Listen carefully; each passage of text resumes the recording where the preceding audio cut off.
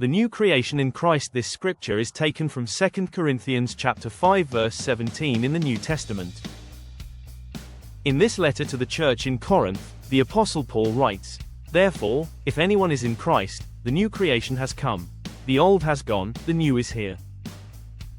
It serves as a definitive declaration that a person's past, including their mistakes, old identities, and spiritual deadness, is fundamentally replaced by a fresh, vibrant beginning.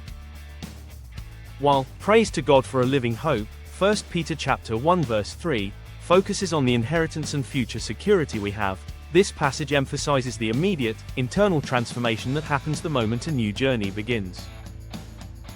The core of this message is the idea of spiritual regeneration. It suggests that new life isn't just about self-improvement or changing a few habits, but about a complete overhaul of one's nature.